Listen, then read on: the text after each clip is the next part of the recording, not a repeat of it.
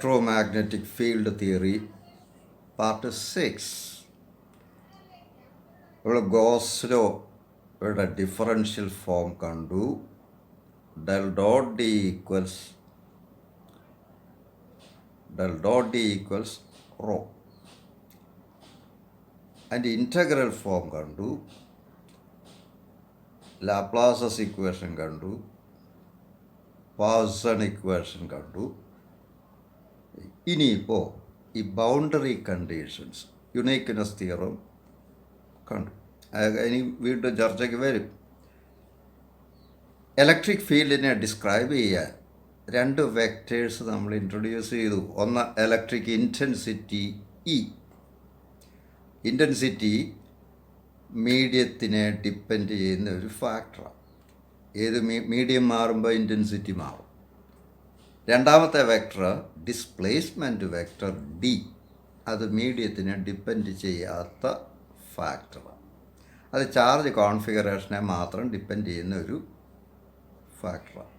ഡിയും ഇയും കൂടുള്ള connection D equals epsilon into E, where epsilon is the absolute permittivity of a medium.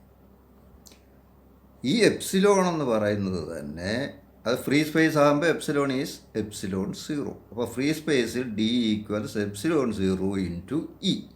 മറ്റേതെങ്കിലും മീഡിയത്തിലാണെങ്കിൽ D equals epsilon into E. D പൊതുവെ homogeneous മീഡിയത്തിലാണ് ഡിയും ഇയും ഒരേ ഡയറക്ഷനിൽ വരും.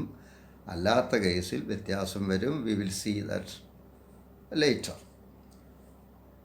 ഇനിയും ഒരു മീഡിയത്തിൽ നിന്നും മറ്റൊരു മീഡിയത്തിലേക്ക്, നമ്മൾ ഡയലക്ട്രിക് മീഡിയമാണ് ഉദ്ദേശിക്കുന്നത്. ഒരു ഡയലക്ട്രിക് മീഡിയത്തിൽ നിന്നും മറ്റൊരു ഡയലക്ട്രിക് മീഡിയത്തിലേക്ക് ഇലക്ട്രിക് ഫീൽഡ് പോകുമ്പോൾ എന്ത് ചേഞ്ച് വരുന്നു എന്നുള്ളതാണ് നമുക്ക് ഇനിയും കാണേണ്ടത്.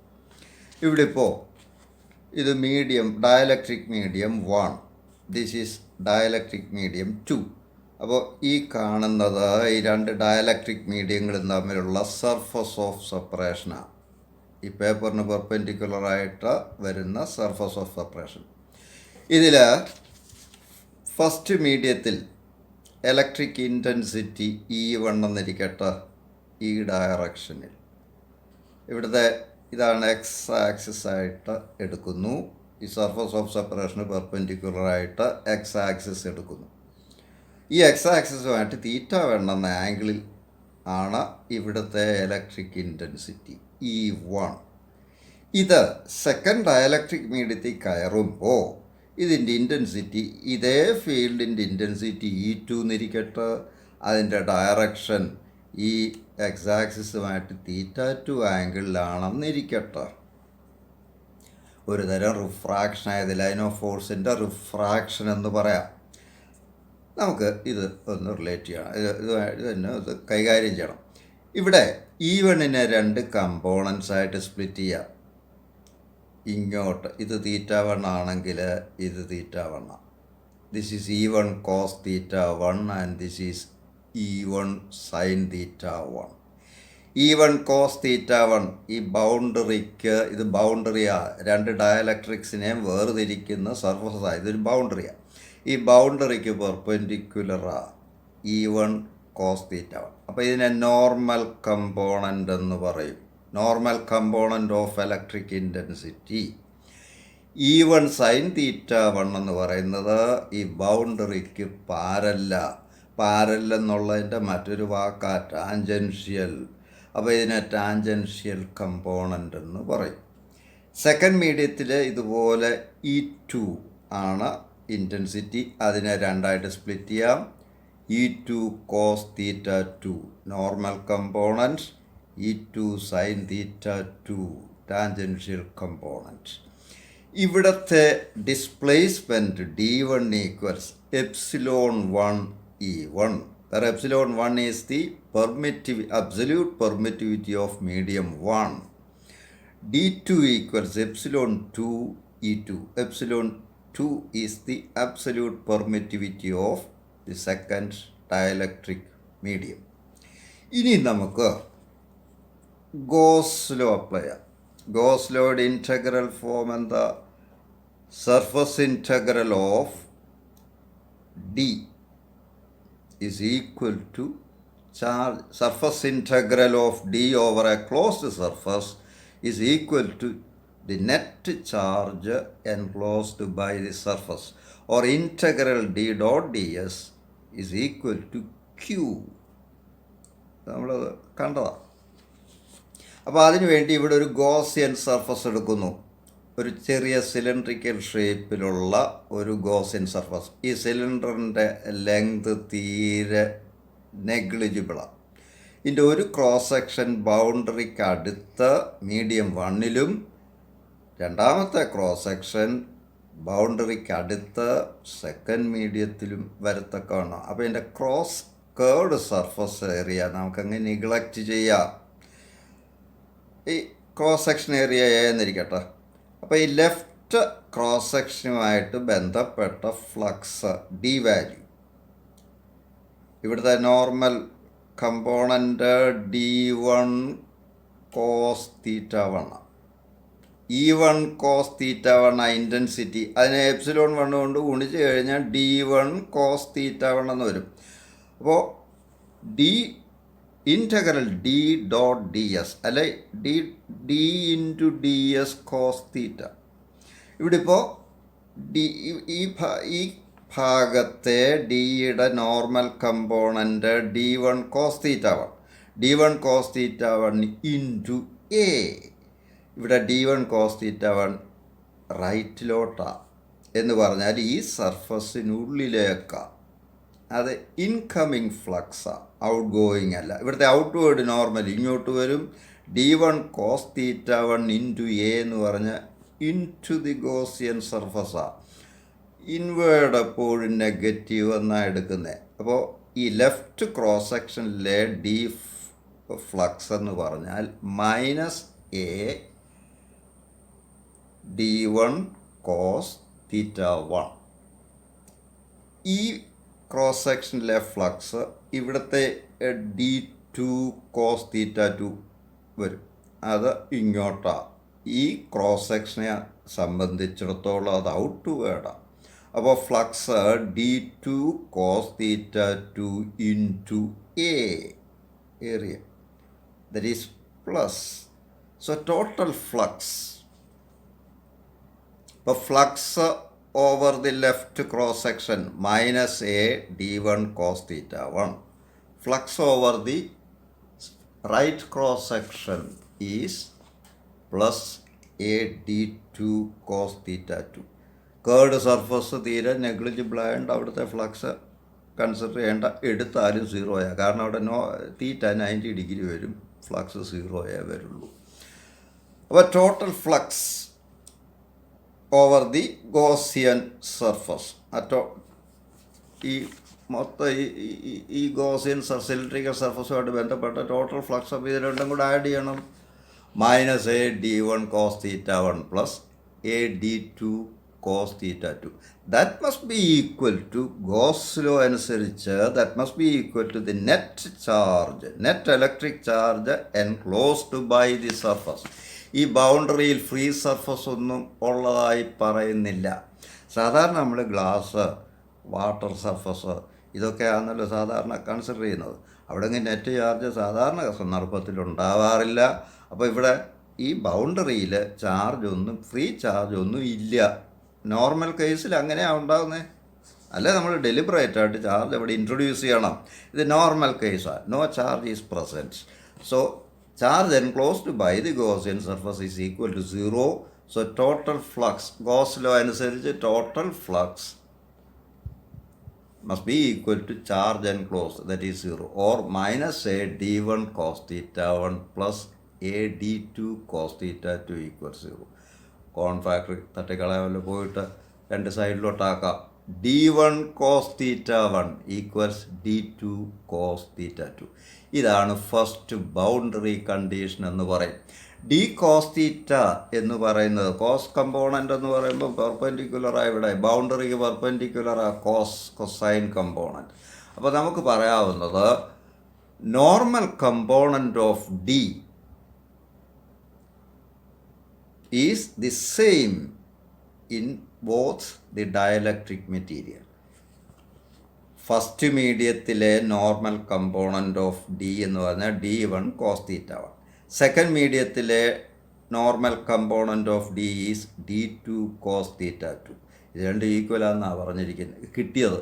That means normal component of electric displacement is the same in both the dielectric material or on both sides of the boundary.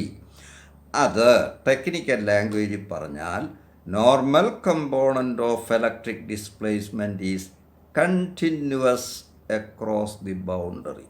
Continuous എന്ന് പറഞ്ഞാൽ ഈക്വൽ എന്നുള്ള അർത്ഥമുള്ളൂ. ബൗണ്ടറിയിൽ കൂടി ഇലക്ട്രിക് ഫീൽഡ് കടന്നു പോകുമ്പോൾ നോർമൽ കമ്പോണൻ്റ് ഓഫ് ഡിക്ക് മാറ്റമൊന്നും ഉണ്ടാവുന്നില്ല. ഇതാണ് first boundary condition. D cos theta is a constant. ഇനി നമുക്ക് രണ്ടാമത്തെ ബൗണ്ടറി കണ്ടീഷൻ. നമുക്കറിയാം ഇലക്ട്രിക് ഫീൽഡ് ഒരു കൺസർവേറ്റീവ് ഫീൽഡാണ്. കൺസർവേറ്റീവ് ഫീൽഡിൻ്റെ പ്രത്യേകത ക്ലോസ്ഡ് പാത്തിൽ കൂടെ വർക്ക് ചെയ്യുമ്പോൾ 0 കിട്ടും. Work done in a closed path is always 0 when we consider a conservative field. Gravitational field എക്സാമ്പിളാണ്. ഒരു വസ്തുവിനെ ഒരിടത്തു നിന്ന് എടുത്തു കൊണ്ടുപോയി ചുറ്റിക്കറക്കി തിരിച്ച് ആ സ്ഥാനത്ത് തന്നെ കൊണ്ടുവന്നാൽ ടോട്ടൽ വർക്ക് ഈസ് 0. അപ്പോൾ വർക്കിന് ലൈൻ ഇൻറ്റഗ്രൽ ഓഫ് ഫോഴ്സ് എന്ന് പറയാം. ലൈൻ ഇൻറ്റഗ്രൽ എന്ന് പറഞ്ഞാൽ വർക്കാണ്. Line integral of force is work. Intensity എന്ന് പറഞ്ഞാൽ ഒരു കൊളംബ് ചാർജിലുള്ള ഫോഴ്സാണ്. അപ്പോൾ ലൈൻ ഇൻറ്റഗ്രൽ ഓഫ് ഇൻറ്റൻസിറ്റി എന്ന് പറഞ്ഞാൽ that is nothing but work. So line integral over a closed path of intensity is 0 in an electric field because electric field is a conservative field. Inverse സ്ക്വയറിൽ അനുസരിക്കുന്ന force എല്ലാം തന്നെ കൺസർവേറ്റീവാണ്. ആ property ഉപയോഗപ്പെടുത്താം. ഇവിടെ ഒരു റെക്റ്റാങ്കുലർ ഷേപ്പിൽ ഒരു പാത്ത് എടുക്കുന്നു, ABCD. ഈ പാത്തിൻ്റെ ഒരു ലോങ് സൈഡ് ഈ ഡയലക്ട്രിക്കിലും രണ്ടാമത്തെ ലോങ് സൈഡ് ഈ ഡയലക്ട്രിക്കിലും. വിഡ്ത്ത് തീരെ കുറവാണ്. BCAD നെഗ്ലിജിബിളാണ്. അപ്പോൾ ഇവിടുത്തെ ലൈൻ ഇൻറ്റഗ്രൽ എന്ന് പറഞ്ഞാൽ ഇൻറ്റൻസിറ്റി ഇൻറ്റു ലെങ്ത് എന്നങ്ങ് എടുത്താൽ മതി.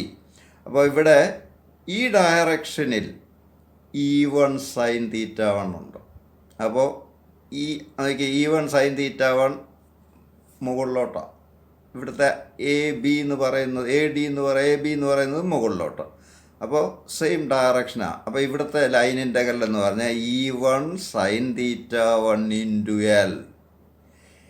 ഇവിടുത്തെ നെഗ്ലിജിബിളാണ്, ലെങ്ത് തീരെ തുച്ഛമായതുകൊണ്ട്. അപ്പോൾ ഇവിടുത്തെ ലൈൻ ഇൻറ്റഗ്രൽ നിഗ്ലക്റ്റ് ചെയ്യാം. ഇവിടുത്തെ ലൈൻ ഇൻറ്റഗ്രൽ ഇവിടെ E2 sin θ2 മുകളിലോട്ടാണ്, പക്ഷേ CD താഴോട്ടാണ്, ഓപ്പോസിറ്റാണ്. അപ്പോൾ ഇവിടെ ലൈൻ ഇൻറ്റഗ്രൽ എടുക്കുമ്പോൾ E2 sin θ2 into L with a minus sign. അപ്പോൾ -E2 sin θ2 ഇൻറ്റു L, അതാണ് ഇവിടുത്തെ ലൈൻ ഇൻറ്റഗ്രൽ. ഇവിടുത്തെ line integral E1 sin θ1 into L. അപ്പോൾ total line integral that must be equal to 0 because electric field is conservative. അപ്പോൾ total line integral E1 sin θ1 L minus E2 sin θ2 into L equal 0. ഈ 0 വരാൻ കാരണം electric field കൺസർവേറ്റീവാണ്, closed path ആയതുകൊണ്ട് total line integral is 0. Or രണ്ട് സൈഡായിട്ട് എഴുതാം. E1 sin θ1 equals E2 sin θ2. ഈ സൈൻ കമ്പോണൻ്റ് എന്ന് പറഞ്ഞാൽ ഈ ബൗണ്ടറിക്ക് പാരില്ല, അതുകൊണ്ട് തന്നെ ടാൻജൻഷ്യൽ കമ്പോണൻ്റ് എന്നാണ് പറയുന്നത്. അപ്പോൾ നമുക്കിവിടെ സെക്കൻഡ് ബൗണ്ടറി കണ്ടീഷൻ കിട്ടി. The tangential component of electric intensity is continuous across the boundary. അതിന് മാറ്റമൊന്നുമില്ല. ഈ sine theta is a constant. That means ഈ സൈൻ തീറ്റയ്ക്കാണ് ടാൻജൻഷ്യൽ കമ്പോണൻ്റ് എന്ന് പറയുന്നത്. ഇത് കോൺസ്റ്റൻ്റ് എന്നോ രണ്ട് സൈഡിലും അത് ഒരേ വാല്യൂ വരുമെന്ന് പറയുന്നതിൻ്റെ ടെക്നിക്കൽ ലാംഗ്വേജ് പറയുന്നത് കണ്ടിന്യൂവസ് എന്നാണ്. അപ്പോൾ first boundary condition, normal component of electric displacement is continuous. This is the first boundary condition. Second boundary condition, tangential component of electric intensity is continuous across a dielectric boundary. These two are the boundary conditions when we deal with static electric field. ഇതിൽ equation ഒന്ന് divide ചെയ്യാമല്ലോ. Second കണ്ടീഷനെ first condition കൊണ്ടങ്ങ് divide ചെയ്യാം. E1 sin θ1 by D1 cos θ1 equals E2 sin θ2 by D2 cos θ2. That is, ഇതിൽ D1 എന്ന് പറഞ്ഞ epsilon 1 E1. Epsilon 1 is the permittivity of the first medium. അതേ epsilon തന്നെ epsilon R into epsilon 0 എന്ന് എഴുതാം. അപ്പോൾ epsilon R1 epsilon 0 into E1 D2 equals epsilon 2 E2 or epsilon R2 epsilon 0 E2. എന്നാൽ epsilon R എന്ന് പറഞ്ഞാൽ epsilon by epsilon 0 epsilon R equals epsilon by epsilon 0. So epsilon equals epsilon R into epsilon 0. Relative permittivity. Epsilon ആറിൻ്റെ പേരാ relative permittivity അല്ലെ dielectric constant ഇത് പറയാം. ഇത് ഇങ്ങോട്ട് സബ്സ്റ്റിറ്റ്യൂട്ട് ചെയ്യാം.